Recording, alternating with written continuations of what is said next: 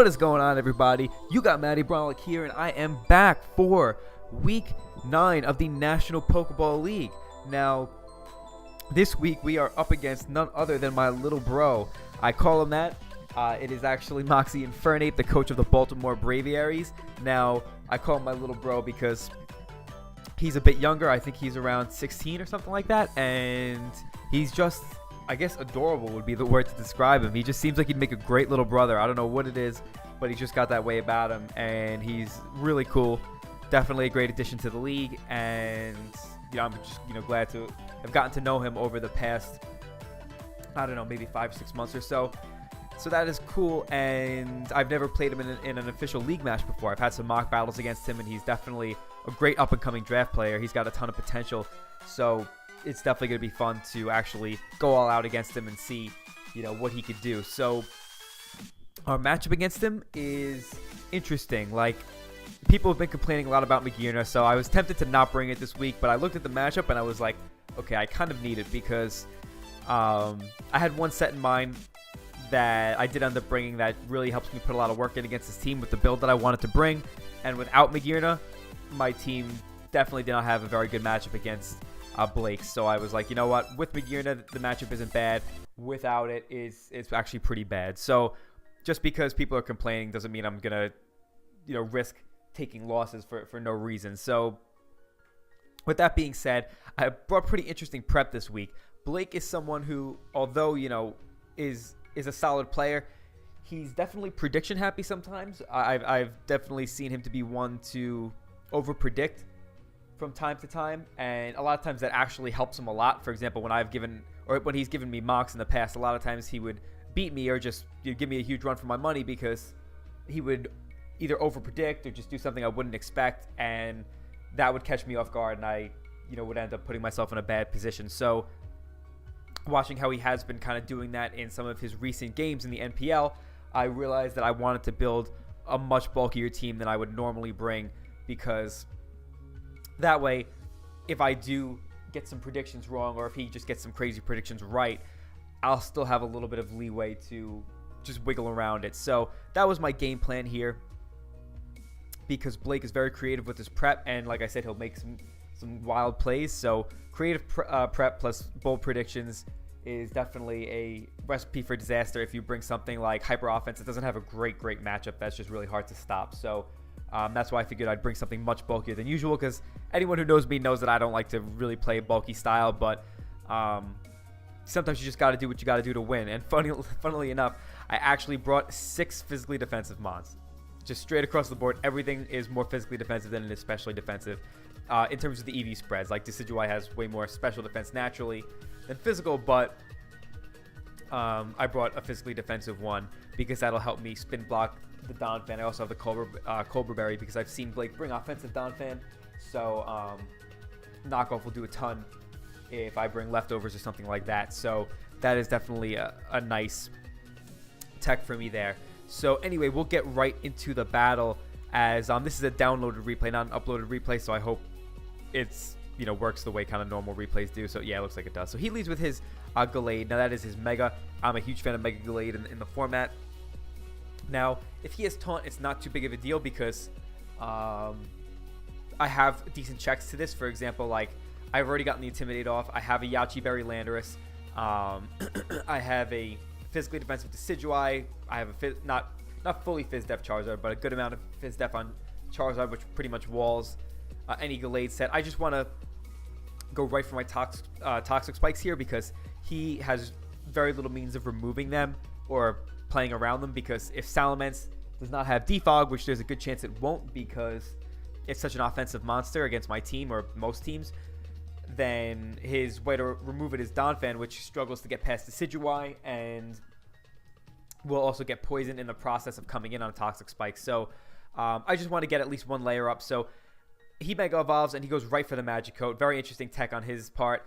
Thankfully, I didn't bring normal spikes because had I brought normal spikes, then Quillfish just can't come in and suck them right up. So here I know that eventually he's going to have to go for a different move and allow me to get my Toxic Spikes up. So not too big of a deal. I could just keep going for them. As he goes right for the Earthquake now, I have a good amount of speed on this Quillfish, so that just goes to show how bulky Quillfish is. I know that I got the Intimidate off, but that's still a Mega Gallade, and that's a 200 base power move, and that only did 53. So I get a layer of Toxic Spikes, which is really nice because my Quillfish at this point is kind of like a sack. It doesn't really need to do too much more. It's not there to defensively check much, excuse me, outside of a potential Mimikyu. If he brought Mimikyu, then this with Haze is actually a pretty nice check to Mimikyu. But yeah, so going back to what I was saying, now this thing is kind of like a sack. So I could switch this thing in kind of recklessly, not really worrying about what happens to it, because I just really want to get the Toxic Spikes off the field at some point. Not that they're such a big deal, because the only Pokemon on my team that could get poison are, you know, both Blastoise and Decidueye.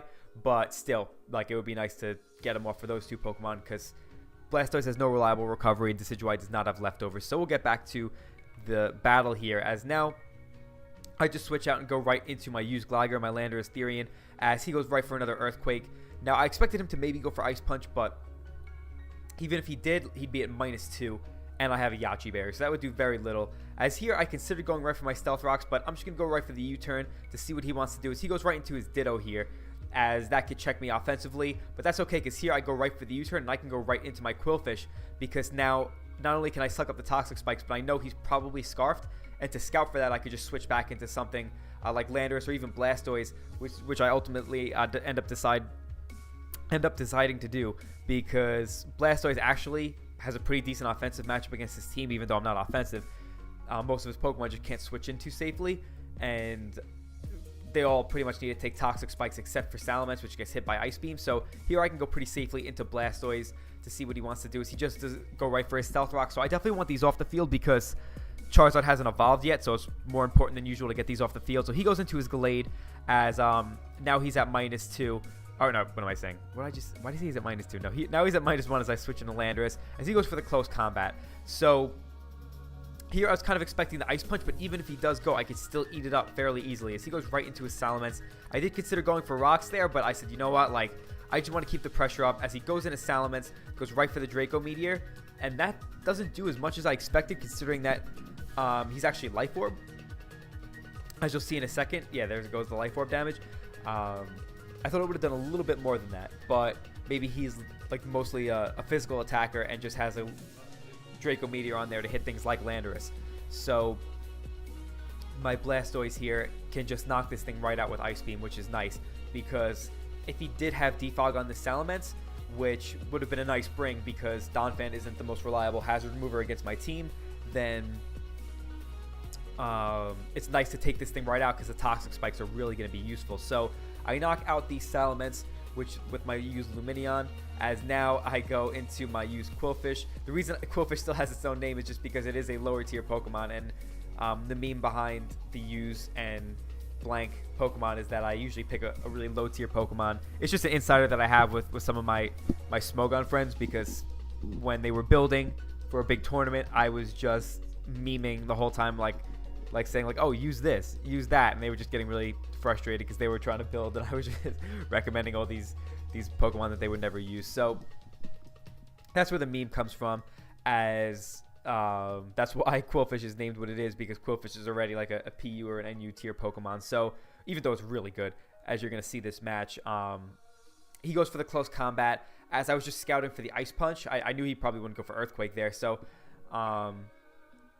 here he does go right for the Ice Punch, predicting my Landorus to come in, as I go into Decidueye just to scout for it, because I figured either he would go into something like Keldeo, or even Ditto on the Quillfish, even Victini potentially. I figured he'd either switch out, or he would, if he did stay in, I figured maybe he would go for Ice Punch or Earthquake. So I knew that physically defensive Decidueye could take an Ice Punch at -1. So I come in and take that pretty well. As here, I go for a Roost just to get some health back, and now I realize he may want to save his Gallade, so I'm going to go right for the U-turn here, as he goes right into his Victini. Now, actually, no, I doubled. Interesting. Okay, yeah, I doubled right into Charizard, because had he stayed in and gone for Ice Punch, then I would have had my best Keldeo check weakened a fair amount. It would be under 50% HP, so I figured Charizard completely walls him with his set, because he has Magic Coat, Close Combat, Ice Punch, and Earthquake. So Charizard pretty much walls him. I could just come in and Mega Evolve, because a +1 Earthquake is not going to do too much to physically defensive Charizard X. So here's Turtonator on the field, as it's also one of my best Victini checks. So I expected maybe he'd want to go to Victini on the Decidueye as well, which was another reason to go into Charizard. So it did work out pretty well. So here I'm just going to go right for the Dragon Claw, just because his best switch in is Donphan, and I'm not too worried about that thing. And if he does let me weaken his Victini, then Magearna really goes in. So here I just Mega Evolve, and he goes right for the Psychic. And this Charizard is EV to live, like even modest Psychic from Victini. Not Life Orb, just modest Psychic, because I expected maybe like an Expert Belt or maybe even Scarf. So, and Special was definitely something I thought would come. But that damage reveals to me that he's Specs for sure. Like Timid Specs, that would be a high roll, and Modest Specs, that would be a fairly like low roll, but Modest Life Orb cannot even do as much as that just did. And obviously there's no Life Orb damage going off here, so I know that he can't be Twisted Spoon or anything else. So I know for a fact he's Choice Specs here.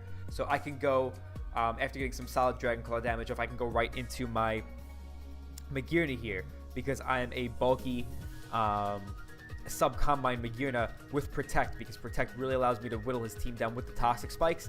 And this is definitely one of the most broken things about Magearna, is that, what's it called?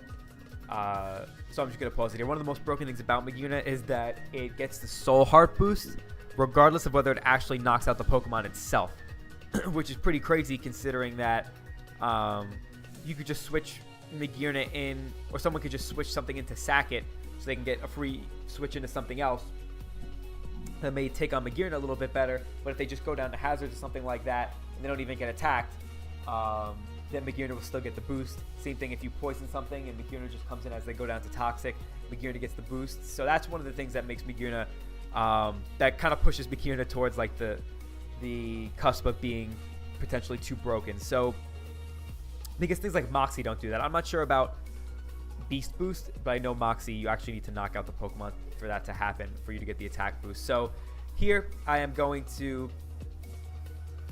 Protect, just to see, you know, what the Donphan was going to do and whittle it down a little bit, because I'm faster than a max speed Donphan. So I was just going to Protect to get some more HP back, and then potentially sub up just to whittle it down a little bit. But he actually goes right into his Gallade. I'm assuming he was predicting my Landorus or my Decidueye. So that actually works out pretty nicely for me, because even though he does have Earthquake, Earthquake is only doing around 60% max. So I could actually go for Protect here. He can't set up, so I can go for Protect safely, get up to full HP pretty much, and then no matter what type of roll he gets on Earthquake, I can still set up a sub on the turn after. So unless he gets a crit, I can set up a sub. So he actually goes for Ice Punch. So that what's it called, is even better for me, because now I hardly took any damage, and I could even stall the Donphan much easier now. So I get another Soul Heart boost, as now I go for Protect on this Victini, as he goes for the Blue Flare, as now on this next turn I could just go for a Substitute to just keep, you know, whittling down his team with the Poison. So another Pokemon goes down to Poison here, as here he decides to go into his Donphan. One of the reasons I brought the sub as well is because not only does it help me whittle down his team, but it also really helps with Ditto, because I did expect him to bring Ditto to potentially check Magearna if my Magearna is some type of like Trick Room boosting set or like Shift Gear boosting set, just because if he gets some damage off on my Magearna, then he can send his own Ditto in and potentially like reverse sweep. So that's one of the reasons that Substitute is really helpful for me here, because he can't transform on the sub as he sends in his Imposter Ditto. So now he goes into his Keldeo, as I'm just going to go right for the Protect here, as he goes for the Close Combat.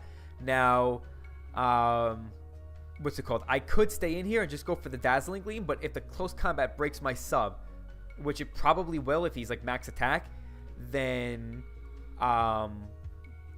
also props to Blake for bringing Physical Keldeo. That's actually pretty cool, but he brought it against the wrong team, because I actually brought, like, normally that's pretty cool, but I actually brought, you know, like I said, 6 physically defensive Pokemon, so that just didn't happen to match up very well. So had he broken the sub there, which he probably would have because my Magearna had to invest a lot in speed to outrun max speed Donphan, then his Ditto could have potentially gotten the boost from Magearna. I don't think it really could have done too much because his Ditto is poisoned and my only attacking move is Dazzling Gleam on Magearna. So I don't think it's like he could have won, but just in case, and also to help me preserve some differential, I can go into Decidueye here, which is supposed to be named Use Trevenant Forest, but I cut that off as that used to be Trev's old YouTube name. So he goes for the close combat here because he's kind of forced to. So now I just go right for the energy balls. He goes right for the SD, which I was expecting him to have, considering that he had the close combat. Keldeo needs that boosting power. As he goes down to the Toxic note, pay attention to, because that's actually going to be something I'm going to talk about at the end of the game. So now he goes back into his Decidueye. Good nickname, homework meme, because Ditto copies things. So here I can just go for Energy Ball because I'm pretty sure he's locked into Scarf. He's locked into Energy Ball rather with the Scarf, as now I could just Roost and ideally let him go down to the Toxic. So what I do is Energy Ball one more time, as this puts him in range of the Toxic on this next turn, as he does just go down. Now I was kind of expecting Assault Vest Donphan here to help him with the Magearna, as that's definitely Assault Vest damage. He took that quite well, as he does go for the knockoff, and I did have the Cobra Berry. So as you're going to see here, I'm just going to go for the Roost, as there's nothing he could really do to knock me out here, as he's just going for Ice Shard as I go for one more Roost, and he's going to go down to Toxic. So yes, the St. Louis Reshirams pick up their third straight 6-0 in the National Pokeball League. I think it's fair to say that that's never been done in definitely the National Pokeball League, but I can't imagine that 3 consecutive 6-0s has been something that has happened in a draft league before. Not to say never, because definitely could happen, especially if it's a league where one person is much better than his opponents, but still, that's kind of unlikely just because of the nature of Pokemon. But regardless, like, it happened. It happened the way it happened, and that's kind of all I could say. I definitely thought my prep was pretty solid here, but it's funny just because, like, in my mocks, I was winning pretty handily, usually by pretty decent differential, maybe some 4-0s and stuff. But then my last mock, right before I played this game, I actually pretty much lost. Like, my opponent missed a last turn Fire Blast, so I ended up getting the win. But, like, had he hit that Fire Blast, he won. So the thing that really I learned from that game was that I really was not prioritizing hazards enough, and I was really letting Qwilfish be pressured by my opponent's just roster. A lot of his roster could 1-hit KO Qwilfish, and because of that, I couldn't really switch it in safely to things, and it was hard for me to get up my Toxic Spikes. So that just told me, you know what, like, Qwilfish really may be a decent lead, because Salamence, if he leads Salamence, that's kind of worst case scenario, but anything else that he leads, Qwilfish can take a hit from, except Victini. Like, even a Zen Headbutt Mega Gallade cannot knock out Qwilfish. So I was like, you know what, like, I'm just going to go for it, because if I do get the lead matchup right and can get up a Toxic Spike with Qwilfish, then I will be in a really good spot this game. And that literally just, like, put my game plan in such a good spot where I could play pretty comfortably, pivot around things fairly easily, and then just kind of whittle things down with the bulk of my team and, like, the Sub Protect Magearna. So that was pretty cool, as it is a strategy that I rarely ever use, and I was happy that it actually worked out that well in the real game, because, like I said, I just adjusted my game plan a little bit, and that ended up paying huge dividends for me, as I really did not expect the 6-0 after pretty much losing a mock 5 minutes before I played this game. So regardless, it is what it is. We, like I said, picked up our third straight 6-0, and one of the things I wanted to mention about the Toxic Spike kills is that Qwilfish got 5 of the 6 KOs in this match. Qwilfish. Like, I don't know if Qwilfish has ever gotten that many kills in a game before. Like, that is just so funny to me, because I love Qwilfish. I was really glad that I picked it up. I think it was a steal for Carnitier, because Carnitier are just known to be like those really low tier Pokemon, and I think Qwilfish has the utility to definitely be rated a little bit higher than that. So that was that was really cool, because a Carnitier Pokemon just got 5 KOs without attacking once, which is pretty funny. The only move I went for was Toxic Spikes, and that's all it did, except for switching and suck up some more Toxic Spikes. So Qwilfish definitely showing his worth, and that was cool. So Blake Definitely a fun match. I know that what's it called? I know that I had fun with this game. I know that 6-0 is always frustrating and demoralizing and whatnot, but he was totally cool to me after the game and everything like that. So that made me feel better, just because it hasn't really been that way the past couple of weeks. So with that being said, we move on to take on the Arizona Carvanas next week, coached by Togavor, a very good friend of mine, someone who I also have never played in an official draft league game before. Like, I've had hundreds of mocks with him, and he's a fantastic player. He's just definitely one of the best out there, so it should definitely be an interesting match. Because yeah, we've never played in a league before, like an official league match before, so it should be interesting to see what will happen when we are playing for real and not just for mocks. So definitely looking forward to that one next week. And yeah, I hope you guys enjoyed the video. Definitely let me know what you guys thought in the comments below. Definitely go check out my opponent, Moxie Infern AP. Has a fantastic channel, uploads a lot of different draft league content, and he's just like I said, he's a cool guy. You'll be entertained by him, and yeah, he's my little bro. So if you like my channel, then chances are you'll like his channel too. So yeah, most importantly, have yourselves a fantastic day, and I'll see you all in the next one.